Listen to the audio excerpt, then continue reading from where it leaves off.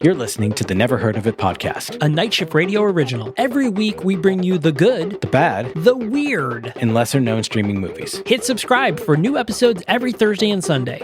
I'm a little sick. Yeah. I've been sick all week. It's on its way down, but it's on the way down. Oh, hey. But it's still not great. Yeah. But yeah, so I'm getting there. I worry. Well, at least now our listeners know if you just like collapse in a coughing fit, that's why. Thank God for a mute button. Yes. That's all I have to say. But please. Yeah, thank God for a mute button because we sure as fuck aren't editing it. This is true. I wouldn't bother. 5 years of the show. We're not about to start editing now. Nobody's got time for that. Nobody. So I'm noticing something. You've got this like, I don't know if it's translating properly over the camera feed because a lot of times it doesn't. But you've got this like rich, like almost like ominous red glow in your room. I do, and I've been thinking about this lately. About trying to match my lights to the mood of the movie. Oh. And I did this one because the movie that we're reviewing this coming Sunday is a movie called Archive. Yes, that's and true. in the movie happens a couple of times as an alarm goes off and all the lights in the facility turned red. And I was like, oh, that's cool. So I'm going to turn my lights red to be kind of like how they did in the movie. So for those of you watching on YouTube, my lights are red because of that. Actually, I could make mine red now, I realize, because I have these new lights in my office that actually do color changing and not just different shades of white. So let's see.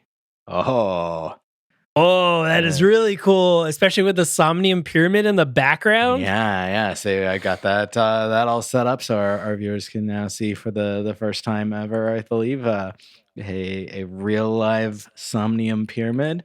One of my most cherished possessions.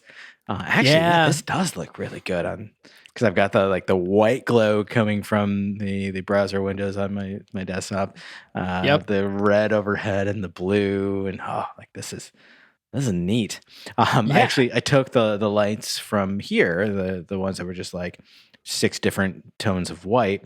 I put them in the lamps that we have in our living room.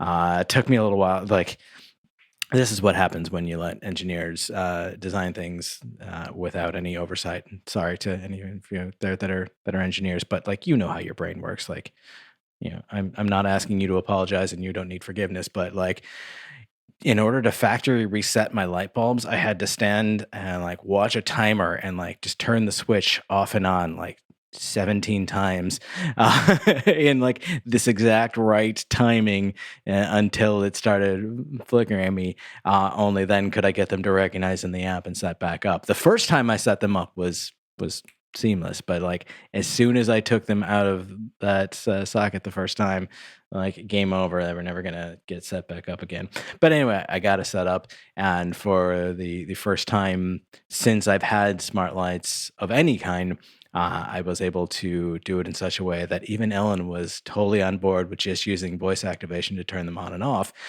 because that's the last thing we do before going to bed at night. We turn the TV off, then we have to walk over and turn off the lamps, and then go to bed. And I was like, but look at this, Ellen. You can just use the assistant and say, turn off the living room lights. And she's like, ooh, no more chores at night. So I have mine set at a timer for 2 a.m. So they'll automatically shut off at 2 a.m. Just because sometimes I'll leave my living room lights on and I'll forget, or I'll fall asleep on the couch or something. I don't do this much anymore, but I used to fall asleep on the couch, like watching a movie or something. And then I wake up and I'd be like, shit, the lights are so bright. But now they're just dark because the lights turn off on their own. Yeah. This morning, she got up before me. So when I came out, the lights were on. I was like, did you turn them on with your voice? She's like, yes. So I'm very, very proud that like I finally am starting to like just sneak little elements like that. I mean, we've had the speakers around and it took her a little while to get used to those, but like, she uses them now and loves them. We have the smart thermostat. I love that. And now I'm introducing the lights, and so like one of these days I'm going to have a full on fucking Jarvis house. Yes. But so As you mentioned, we are going to be talking about a movie called Archive coming up this week, which is a really interesting sci-fi film that we found on Tubi TV. As you may remember, all of the movies we picked this month, I keep like getting my hair in my mouth. I'm like, ah! Yeah. All the movies we picked this month were at the time of recording on tubitv.com for free. But it's been on a little bit of a sci-fi kick recently, and as we talked about not long ago, I've been watching Solos on Amazon Prime. Now, mind you, you've watched most, if not all of it, at this point, I think. I've watched the first 4 episodes. Okay, so have we, but we've been doing it rather than trying to do like all at once. We've been doing one episode at a time. They're a Because little heavy very, to binge. very heavy, but just like an absolute brilliant concept. The further into this we go, and like realizing that the whole idea of like Solos is because it's a single actor, really just getting to like monologue. And this last one, let me find the actor's name. Helen Mirren, wasn't it? Helen Mirren was in Peg, which Oh, right. was Oh, that's episode 4. Yep. absolutely brilliant. Uzo Aduba. I hope I said that correctly. She played her part like it was full on fucking Shakespeare, and with like the level of intensity that you would typically only see reserved for the most like dramatic, like intense, like Shakespearean tragedy, and I loved every second of it. But I have to say, I don't know if you remember the Sasha episode, the stay home concept, and like people, we're gonna spoil this a little bit, but like it's still worth. It came out watching, over a year and, ago. Yeah, it came out over a year ago. Like, you had your chance. Do you remember the ending of Sasha's episode? What was the plot of that one? Because I remember she was in the stay home unit. Like she had like went in. Like it was very obviously supposed to be like a metaphor for the pandemic. She went in because of the virus, and she never left. And it's been 20 years. And the house is like, you need to step outside. You need to choose to leave. And she's like, maybe I didn't watch that one. Oh, okay. Then we shouldn't go any further about this because, first of all, you need to watch it to see like her performance is just absolutely like Oscar worthy. Just incredible intensity from a single actor through an entire episode. A complete opposite mood of Peg, who is this like charming, like soft, like quirky storyteller. Sasha is just like raw intensity through the whole thing. But the ending is really kind of fucking with me in a way that's making me angry, and I need to talk it through to see if my interpretation is correct, because they don't give us enough to know for sure what happens. And it's the kind of vague where like, all right, you're clever, but like, fuck you, tell me what happened.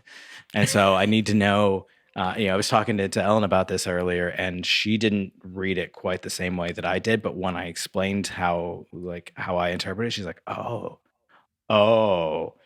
like it gets like Didn't an think extra of it that way, layer yeah. of dark. And so I want to know when you watch it, what your impression is. But all going back through, for some reason I skip that one maybe accidentally, because I remember the Annie Hathaway is first. Yep. Then I remember watching Anthony Mackie. Yep, he's and then the I remember second one. watching Peg. That's the third one. So I guess I only watched the first 3 episodes then. Yeah, and I feel like I remember you saying that you stopped at Peg, but so Leah, Tom, Peg. We learned that there's a connection between the Tom and Peg episodes, which I thought was beautiful. And then Sasha. Now there's 3 more that I haven't watched: Jenny, Nira, and Stuart. But I am loving this show so much. And in our episode about Archive, I talk about how long it's been since I've seen a sci-fi film that really, really like gets under my skin and makes me love it. But like there is something in the last decade or so with sci-fi television where just some absolutely fucking brilliant storytelling and concepts has been coming out. And I'm here for it. I love it. And I just hope that it keeps coming. Yeah, absolutely. In talking about this, it made me realize that like the made for TV movie format is dead. Like there's no such thing as made for TV anymore.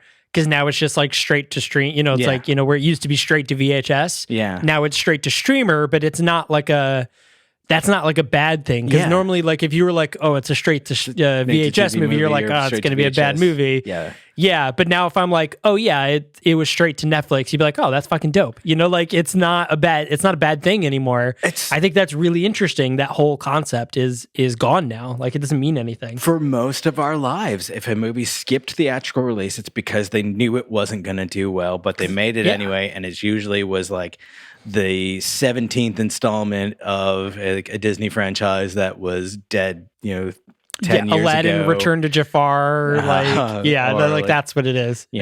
All of the like super low budget weird films that we're never going to get anywhere. A lot of the stuff that we would have watched and reviewed for this podcast are things that would have gone straight to video or straight to TV.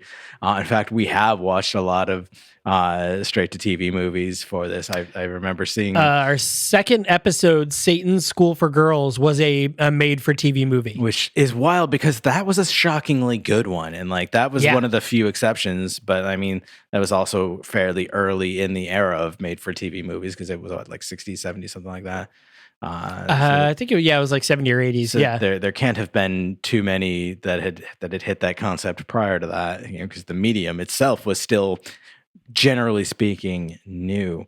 But now in like this era, where like basically ever since Netflix started introducing Netflix originals and other streaming services, we're like, we can do that too.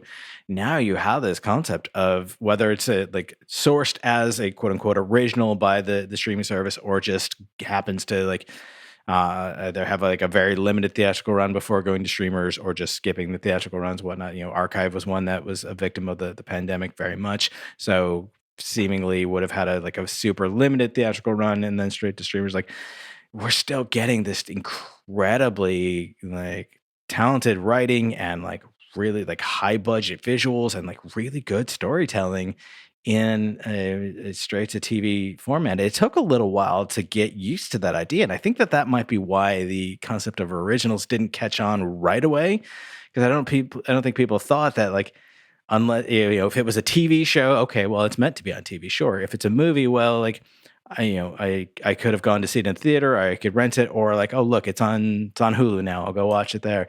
I don't think people thought about the idea of content being made specifically for these streaming platforms as like having the chance to be any good. And I love how much the industry has like subverted that whole impression. Yeah, so speaking of both sci-fi and Netflix originals, a new Netflix original film just dropped, and it's the name of the movie is Jung-E. So I mentioned this in the upcoming episode, and the reason is because there is a shockingly similar plot in this movie. So the IMDb description for Jung-E is: on an uninhabitable 22nd century Earth, the outcome of civil war hinges on cloning the brain of an elite soldier to create a robot mercenary. Interesting. So it is really cool, but what it is it's the daughter of the mercenary is the scientist that clones her brain, and they keep running her through a simulation to try to like basically create the best, mercenary AI, the best, soldier robot AI. But they keep using this woman's brain over and over again. And, she keeps failing in the same exact spot every time. So they're trying to figure out why she keeps failing the simulation in the same spot. Mm-hmm. But you get the struggle of this woman who is basically putting her mom through like, the rat race, the guinea pig trials. But what we learn is that when you die, you have 3 levels of living on. So there's like the type, like level A, which is you basically get a fully humanoid robot that you could just live on forever, and you're just a robot now, and that's what happens. Mm-hmm. There's type B, where you get a sort of functional robot, probably more akin to like the one we will see coming up in Archive, J2, which is a very robot-looking body, Boston Dynamics robot body and limited functionality, and you're still kind of like a service robot, basically. Yeah. So you don't have entirely free will, but you're kind of sort of free will. And then there's Type C, which is your brain goes wherever the hell the company wants it to go. So you could be duplicated in sex robots, in service robots. Like you are free property. Like they own your IP basically. Like they own you. So the mercenary basically sold herself to this company. In the event that she died, she sold herself to pay for the lung surgery for her daughter, who is now the scientist who is using the mother's brain to run these experiments because she has to, because the military owns, or this company owns her mom's IP, basically owns her mom's brain. That's intense. And it's just... It's super intense. The emotion is really there for it. So this movie was written and directed by Song Ho Yun, who was the same person that did Train to Busan. So if we did Train to Busan a while back, we loved that movie. So if you are a fan of Train to Busan and you're like, oh, I really like that director, well, Jung-Yi is on Netflix, and it's your next one to tear up over. Really cool. There's a lot of really cool things very similar to Archive where I did not see coming that I thought was pretty interesting. And I actually thought it was going to go one way, and it actually went a completely different way, which is really cool. So Jung-Yi is streaming on Netflix, so that's one to watch. Also on Netflix, there's two new shows, one on Netflix and one on Peacock, that are basically reboot continuations of old sitcoms. Go on. So the one on Netflix is That 90s Show. Oh, I wondered if they were ever going to do that. So it's the continuation of That 70s Show. And I watched the first episode.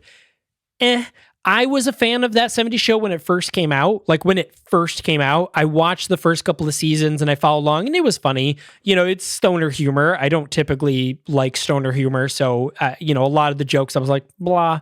But it was an of the time show. It was a very esoteric show. Sure. Like it was funny at the time, and I didn't mind it. Watch the show up, but there's a huge plot hole in the show. Oh. So the original That 70s Show takes place from 1970 to 1980. The very last scene you see is it turning New Year's 1980. Okay. In the end of that episode, the main characters, Eric and Donna, are not together yet. Eric, the main character, has gone off to Africa as part of like a study thing. He goes to Africa and like Doctors Without Borders, some sort of like volunteer Greenpeace type thing. Sure. Donna is back at home in Wisconsin, and they are not together at this point. So this is 1980. Okay. The series ends where he comes back and is like, I want to be with you. And they're like, great, let's be together. And the implication is that they're going to be together. And then it turns New Year's 1980. Now they're going to be together, but they just got back together, like just now, like minutes before 1980. That 90s show takes place in the summer of 1995, in which they have a 15-year-old daughter. So that means Donna would had to have been at least 2 months pregnant, because it starts with the birthday of the daughter. Yeah. That means that Donna would have had to have been like 2 months pregnant while Eric was in Africa, which means that the kid is not Eric's kid. Yikes. Because the timing doesn't work out. So it's super messed up. But all that aside, which was something that bothered me a lot about the movie, about the show, it kind of felt like it fell right back into the same exact formula that 70s show did. Because they're like, oh, look, here's the good-looking stupid guy. Here's the, minority who's kind of weird, like here's, this, like they just filled all the exact same roles again with new people. And some of them are like the kids of the original characters, and some are just new people. But it was literally like so formulaic. Like it was obviously formulaic, where I was like, so you literally just recast That 70s Show and started it over. That's kind of a bummer, because like, correct me if I'm wrong, but wasn't That 70s Show essentially a riff on like the concept of Happy Days? So like Happy Days was a show about the 50s that aired, a couple decades later. That 70s show was I definitely feel like there's an homage 70s that aired in the 90s. And so, okay, like I can see like that 90s show being, well, they're late at this point, but Yeah. continuing like the idea of continuing that trend on. I can get into that. That's kind of neat, but like that 70s show wasn't a clone of Happy Days. So assuming I'm correct that it was essentially like meant to be like an homage or like a riff on that idea, like they still took it in a original direction that felt right for the time period.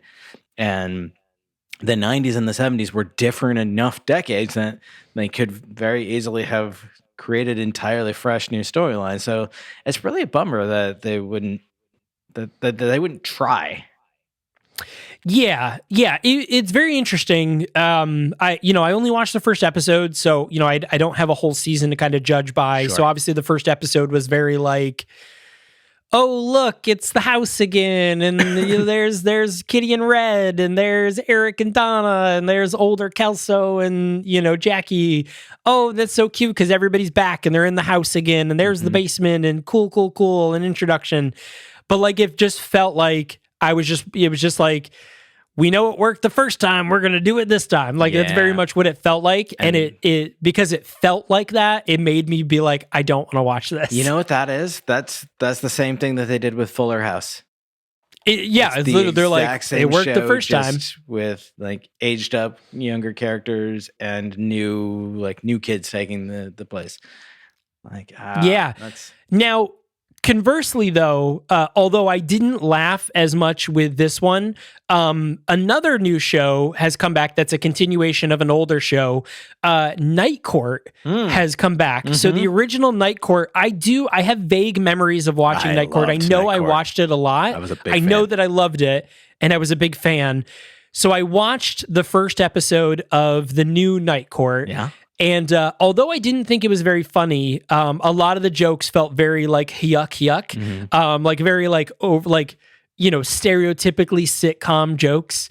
Like it was very. I didn't laugh. I felt the charm of that show more than I felt the charm of that '90s show. That '90s show felt very pandering, whereas Night Court felt charming to me. Interesting. Like it. I could see why people would like it.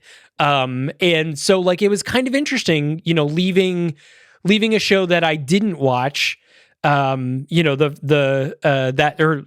a show that I, watched and being like, I don't want to watch the rest of this, having not laughed. And then another one also having not laughed, but being like, I kind of want to watch more of this. I was kind of interested. And I think it brought enough back of the old charm, but still did something new. The first time that I heard that they were making a Night Court reboot, my brain immediately went to, but are people going to get Mel Torme jokes? I mean, so that's the thing. Like, yeah, like there is definitely a lot of like, John Larroquette comes back, reprises his role as Dan Fielding, the public defender. Mm-hmm. And there is a lot of jokes that he makes that I'm like, this would have been absolutely hilarious in 1991, but it doesn't land today. That's the thing. And like, I should hedge. Like I said earlier, how much I loved Night Court. I say that in full knowledge that like Dan's jokes in particular would not play now. They absolutely would not. He was a fucking misogynist. He was a terrible person. He was a terrible person. He was played to be a terrible person. You were supposed to recognize that he would be a terrible person.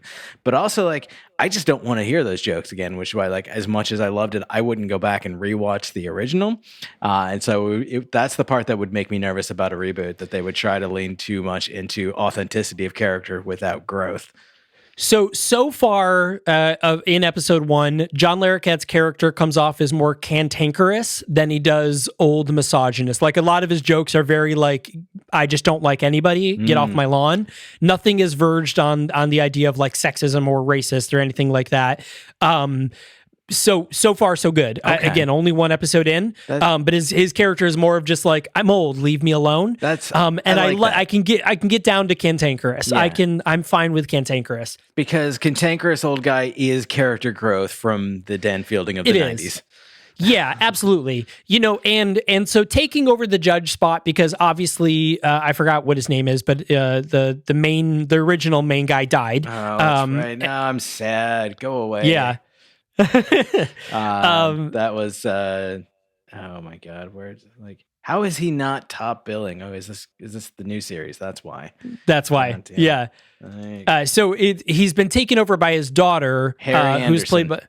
by Barry Anderson. Yeah, who is taken over by his daughter, Melissa Rauch, who a lot of people probably will remember her from Big Bang Theory. Okay. Her voice is an octave lower in this show. She has her normal voice and not the high pitched voice of her character on Big Bang Theory. I think she's a really good follow up to her father. Her father was known, he was known on that show for doing like fun little pranks on people and magic and stuff like that. She's got like the bubbly nature of it, but she doesn't do all the pranky things. And I think it's a good follow up because it shows a good evolution of like, yeah, this is totally your kid without just being a carbon copy. And I think that's really important. And that's why I think the show is so charming because of that. But so far the writing has really fallen short for me. It is very like it feels very amateurish. But because of it's very charming though. So it got me. It got me. Like I didn't laugh at any joke. I thought most of them were pretty bad, but every time somebody did make a joke, I was like, "Oh, bless your heart." Yeah. Like I still felt good about it, whereas like every time there was a joke in that 90s show, I was like, please stop talking. Yes. Like stop everything you're doing right now. And I still don't like the fact that in that 90s show, Eric named his daughter Leia, because at this point it's 1980, he would have named her. There would only been one Star Wars movie since then, so he's named her after just seen one Star Wars movie. I mean, because Empire Strikes Back wasn't until 1981, and Return of the Jedi was 1983. like, So have you met Star Wars nerds though? Like, I know, but I mean, like, it still kind of bothers me. I guess I don't know. I understand and don't necessarily disagree with you, but like I know enough Star Wars nerds to know that if they're gonna be that into the show that they're gonna name their kid after, or the franchise. Sorry, not the show. Forgive me. That they're gonna name their kid after a character. They're in it from A New Hope. I mean, listen, I have 2 Star Wars tattoos. I am not one to talk at all. But like, it feels like, I don't know. It was huge. Star Wars was huge. 1977 Star Wars was huge. I always forget how actually into the franchise you are, because you're the one exception I know that like, it's like, listen, Star Wars people, I love you. Don't get me wrong. I'm going to shit on you right now, but like, don't get me wrong. I love you. Like, the Star Wars people don't shut up about Star Wars. Like, that is their thing. And like, love your thing, have your passion. I am not telling you to be quiet, like be loud, be proud. But like you're not that about Star Wars. And like it always throws me because I expect like Star Wars people are very in your face about Star Wars. I mean, the thing is nobody hates Star Wars more than Star Wars fans. And that is an actual fact. Like, nobody hates Star Wars more than Star Wars fans. So it's always very frustrating when I find like a really big mega Star Wars fan, because I'm just like, here we go. Yeah, they're just going to bitch about Star Wars for the next hour, and inevitably they do. You're not all like that. Look, I know many a Star Wars fan that just likes everything that comes. I'm one of the Star Wars fans that I just genuinely love, like enjoy everything that comes out from Star Wars. Even as bad as Boba Fett was, the book of Boba Fett, I still enjoyed it because it was Star Wars, and I'm still going to watch all the rest of the stuff. Yeah. But like, it was objectively bad. We know this, but I still enjoyed it. I love this about you. I really do. I really do. It's the one thing that I'm so like, not like, I'm just so like, it's all good. Like, I was so happy about everything. Because normally I'm like, I got a lot of problems with you people. And Star Wars is the one thing where I'm like, even bad Star Wars is good Star Wars. That's my opinion. Yeah, I feel you on that.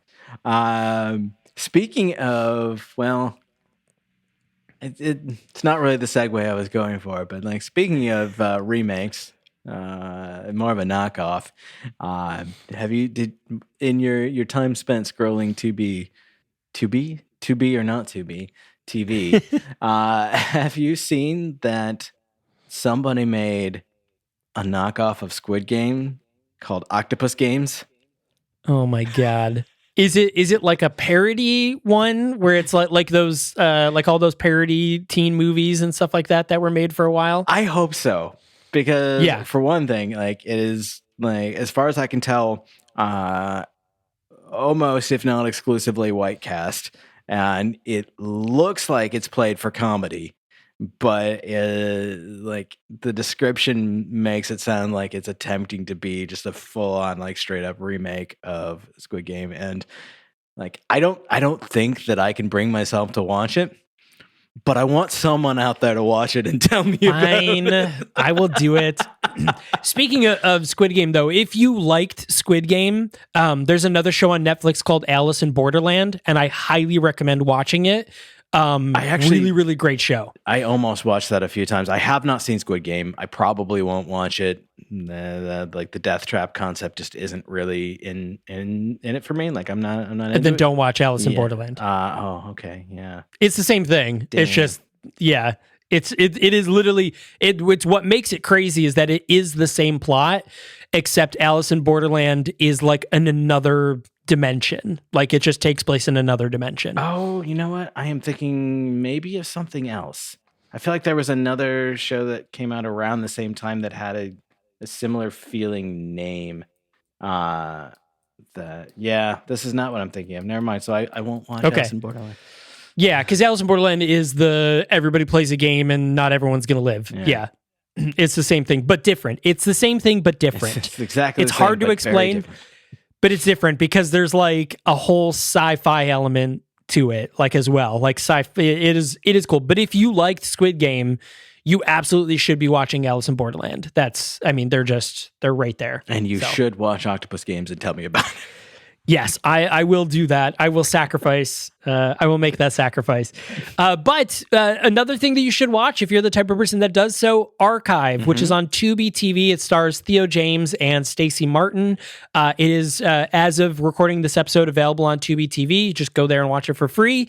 And then this Sunday, you can listen to our full review of that movie. So again, if you're the type of person that watches the movies before we review them, that is where you can go off and do it. It's and true. we would super appreciate it. We would. While you're here, go ahead and hit that subscribe button over on YouTube or on your podcast player of choice. For good measure, just do both. Yeah. You know, it makes sense. And leave a rating and review if your a player or whatever has that ability, because that is how we grow. And we super appreciate it. We do. Hey, so thanks a lot for listening and watching, everyone. And we will see you on Sunday.